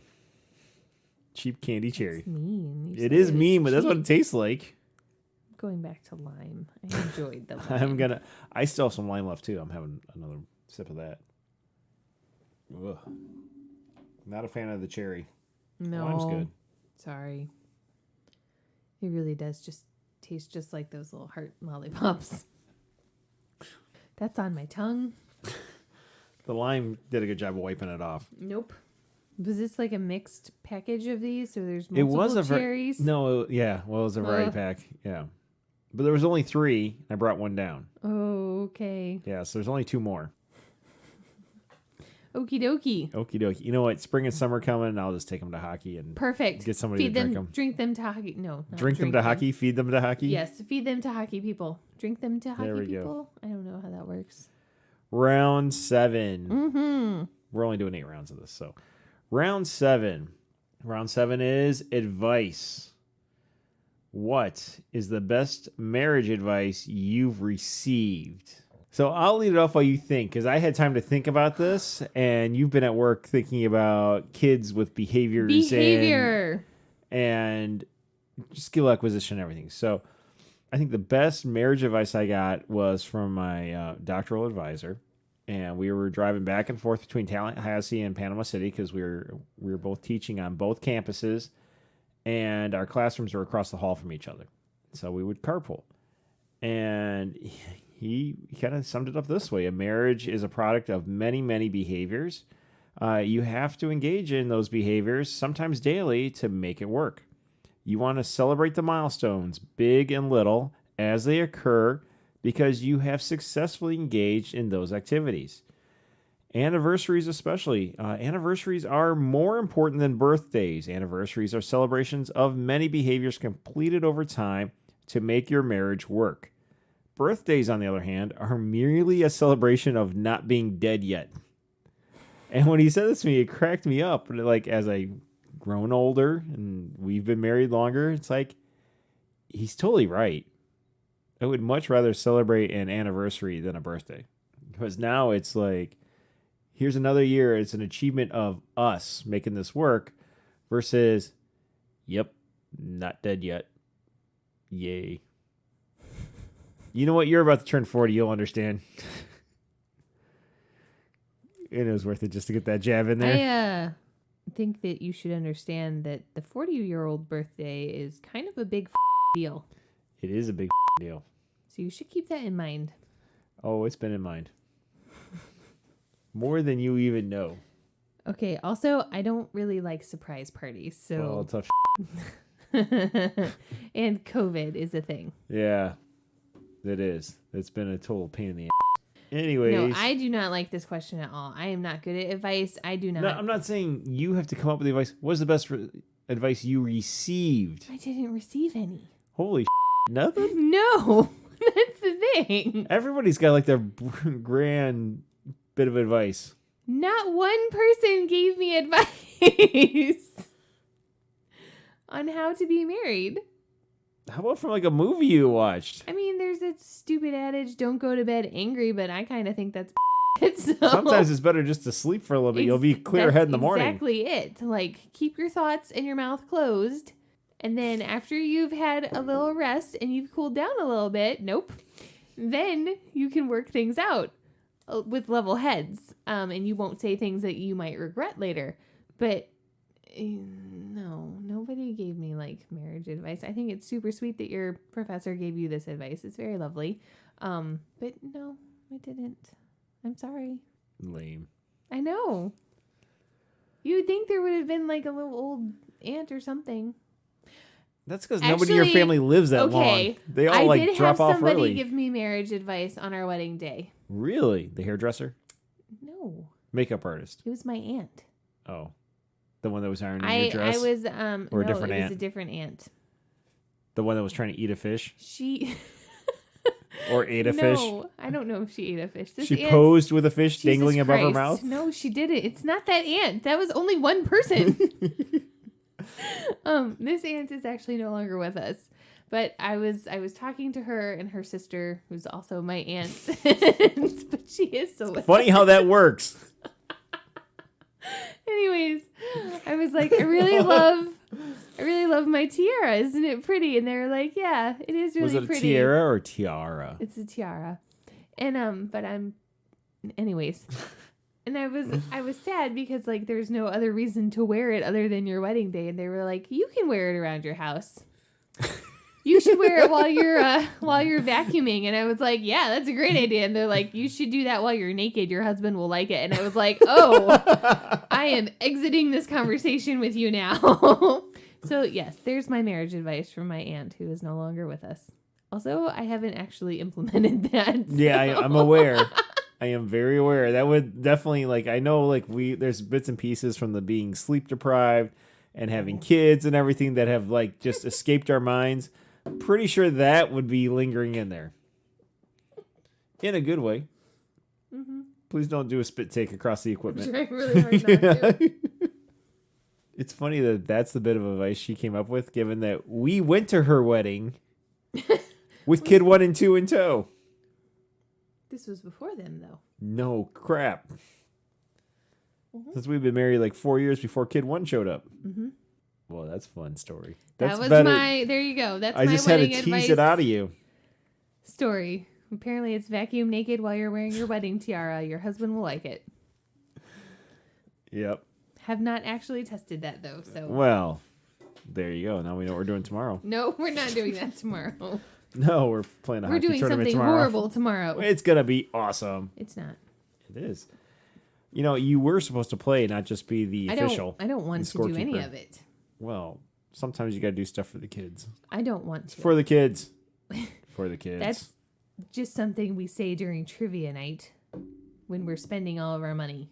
For the kids. All right, you ready for round 7 of the tastings? No. We're going to do it anyway. I've had enough tastings, I think. Well, we got 2 more to go. One's right here and ready for it. It's mango. Cue the Will Ferrell meme. I really have no idea what you're talking about. Oh, my God. I got to show it to you later. Okay.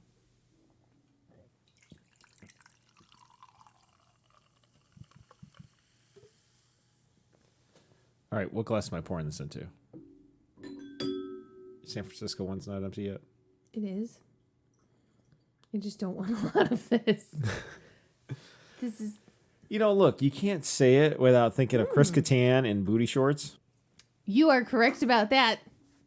It's mango. And the mango. Other than Chris Kattan and shiny gold shorts, what comes to mind when you sip it? Oh, that's mango. It's mango-y. I don't know how I feel about this. This one has something savory with it. I kind of like it, but I kind of don't. Why do I have the feeling it tastes like a steak that's been marinated in mango? It does not taste like a steak. There's something meaty to it. I don't know. There's something to it. So Sunday, I have to coach Kid 2 is playing for the U10 Cup. So I got to coach that game. Then I got to immediately turn around and coach Kid 3, who's playing for the Mike Cup in a tournament. And then I get a little bit of a break. And then just let me finish my story. Then Kid 1 is back to play goalie against the adults. And immediately after that, I play for 3rd place in the league, the adult league. Then right after that, because I'm commissioner, I got to hand out the trophy. I'm going to be scorekeeper and handing out a trophy. And then right after that, I'm going to play another hockey game because one of the captains can't get any people to show up to play for his team anymore. So, while I'm scorekeeping, I probably will have 1 or 2 of these.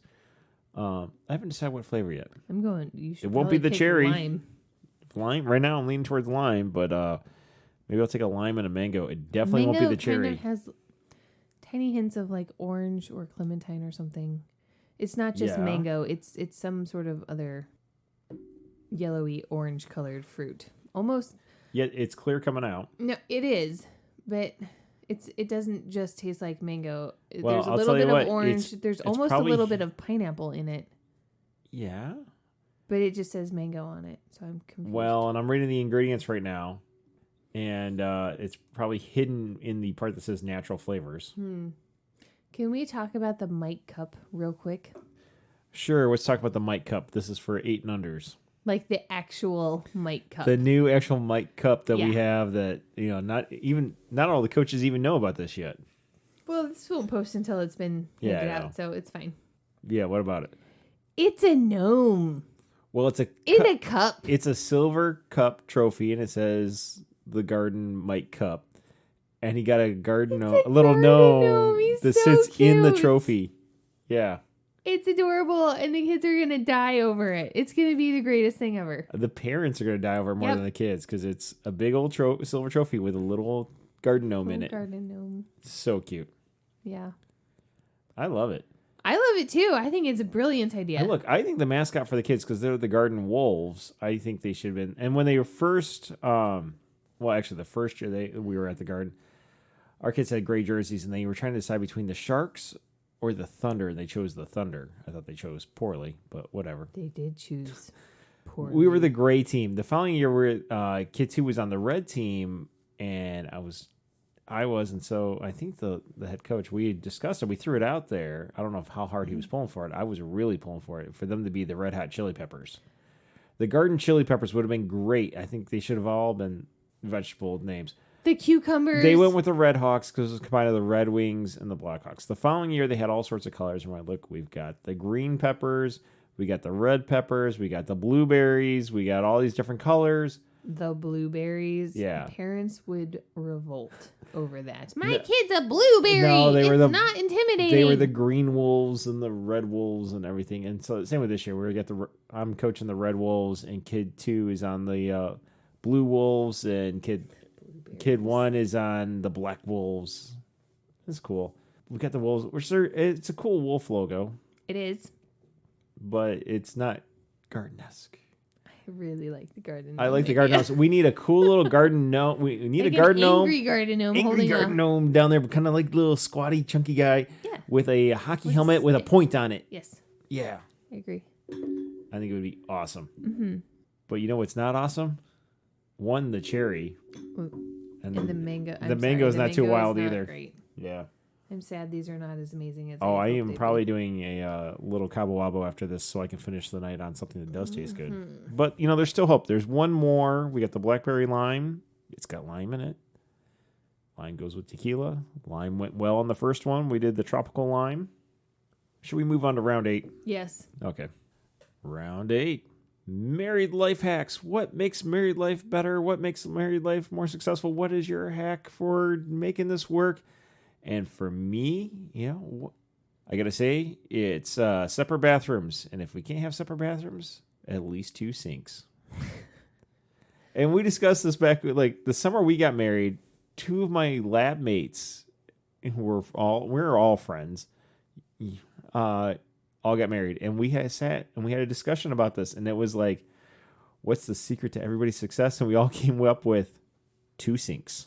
Yeah, it's true. You need to have 2 sinks because people have lots of crap they keep around their sink, and sharing a sink is really hard. And it's also gross, especially if they don't clean it the way that you want the sink to be cleaned every time you use it. I'll say we've done. That leads into a fight, and it's just not fun. So, I mean, honestly, we even had If at one point everybody has had their 2 own sink. sinks and 1 big long counter, and that for us was too close together. We've always, like, even in Tallahassee, we had kind of an L-shaped bathroom where there was like That's a a room weird with a bathroom. sink, and then you went through a sliding pocket door, and it was the room with the shower and the toilet. Mm-hmm. And then you went through 90 degrees later, you went through another door, and there was another room with a sink and the linen closet and everything. You had 1 room with a sink. I had 1 room with a sink. life was pretty good. It was fine. It didn't matter that we had the shared toilet shower. Yeah. In Virginia, we had separate bathrooms.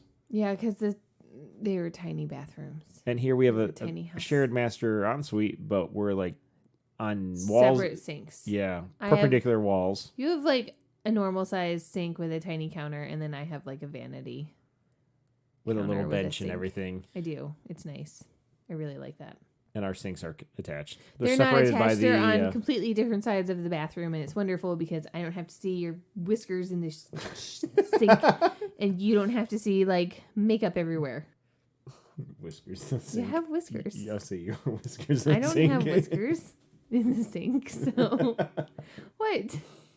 Why are you laughing at me? Because I've had something to drink tonight. Hmm.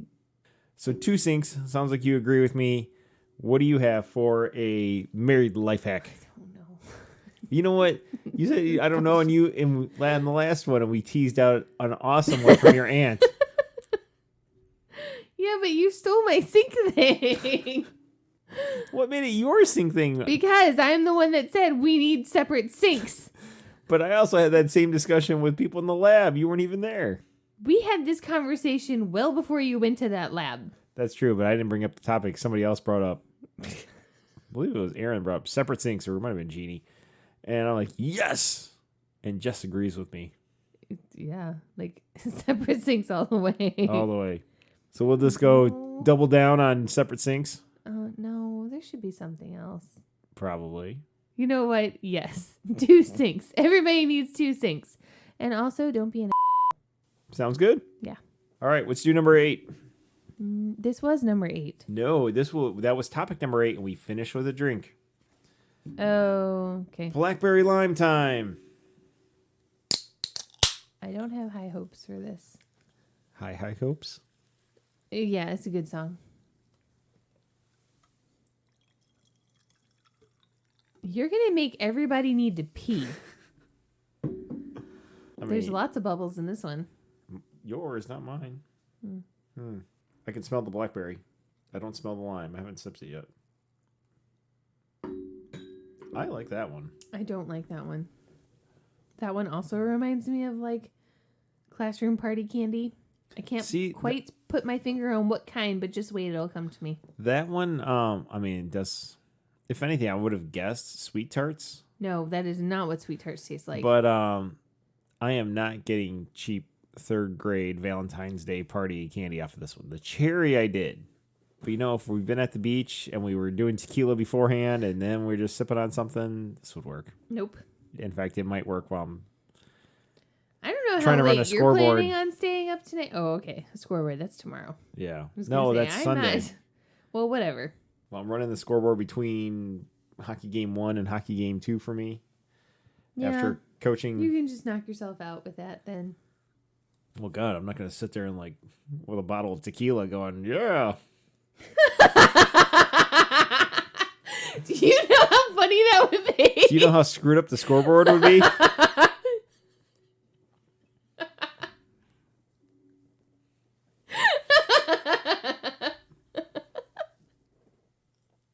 That would be hysterical.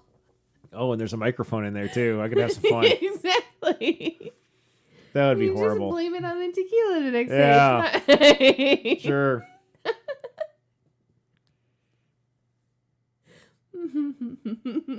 That's such a horrible idea. But funny. It would be funny. I'm sure it'd be all over the internet because everyone's got phones and there's Wi-Fi in there. Kind of. It's not really. Not really. But they could record you because the camera part still works if there's no internet. Oh. All right. So this was our Taking Flight episode. Mm-hmm. This is, we made it through 8 rounds of samplings. It's usually the case too. When we do there's the hard liquor portion are much, much more tasty than the hard seltzers. I don't know. I like the Founders seltzers. I don't know. Actually, Yeah, but the whiskeys went with them I like more anyway. Well, yes, but on their own, the Founders, whatever in a can. Yes, the Mas Agaves. Yes, those are good. They are good. Not Now, as so great as whiskey, here's but what I still was good. thinking about doing tonight, actually, before I found the Coronas. Actually, before that, I actually had the Mick Ultras and the hard seltzers in the cart. But I had thought about just using the Kirkland tequila and doing a flight of 4 different recipes for margaritas. And doing a margarita that flight. would have been yummy. That might be our next episode, or not next episode, but our next Taking Flight episode, which will be a while down the road. Maybe. Where we do just margarita flights. Summer is coming. It is coming. Mm-hmm. Yay, fun. All right. Well, before we go, we do have one little piece of business left to attend to, and that is the Red Arrow Challenge. Yay! The Red Arrow Challenge is our virtual multi-sport competition with much, much more than swim, bike, run. It's free to join. Just go to our go to our Instagram account. Our handle is Red Arrow HW. Right in the link in the bio, you'll find our link tree. You can create a Red Arrow Challenge username right there and then start recording what you're up to. And every week, enter it. The link for entering is also off that link tree. And for each age group in each category, we give a shout out to the champions every week. And for the most recent week, Swimming. not a lot going on, but a 20 to 29 Gator Boy and 60 to 69 Kilogram Ill. Running. 9 and under Easy E, 10 to 19 Lucky Dude, 20 to 29 Lexi, 2 X's, 30 to 39 Alberto, 40 to 49 Great Juan with the number 8 in there, 50 to 59 G Smith, nobody older than that. And for our featured members, which are you and me. Walking. 9 and under Yellow Ninja, 10 to 19 Lucky Dude, 20 to 29 Smitha, 30 to 39 Rando 7, 40 to 49 Coffee Dude, 50 to 59 Mary, 60 to 69 Sunny D, nobody older than that. Featured members, me. Biking on road. 20 to 29 H Gainer 305, 30 to 39 Cyclopath, nobody 40 to 49 because I was lame and didn't get on the bike. 50 to 59 AR Miller, 60 to 69 Kilogram Ill, and nobody older than that, and no featured members. Biking off road. 30 to 39 Dirt Devil, Sit down paddling. nobody. Stand up paddling. 30 to 39 Me West, 40 to 49 nobody. 50 to 59 Mary, 60 to 69 Sunny D. Cross country skiing. 20 to 29 Husky Mike with an I. No 30 to 39-year-olds. 40 to 49 L Tipper on 95. 50 to 59 Big Juan 64. 60 to 69 Pac Mac. And that's it. Skating. 20 to 29 Lexi. 30 to 39 Moose Man. 40 to 49 Coach T. 50 to 59 Teddy 68. 60 to 69 MRH 313. And featured members, me. Hockey. 9 and under Yellow Ninja, 10 to 19 Soleil, 20 to 29 Sid with 2 D's, 30 to 39 Wildcat, that's with a K, 40 to 49 Great Juan, 50 to 59 Herb, 60 to 69 nobody older than that. Featured members, me. Points. Did you read the notes I left I you? read the note. Well, yeah, the notes that say use a deep voice this time. Points. That wasn't deep. That was just laughing. I can't do it. Try it. It's just points. I'm not a dude. Take over the world with that voice.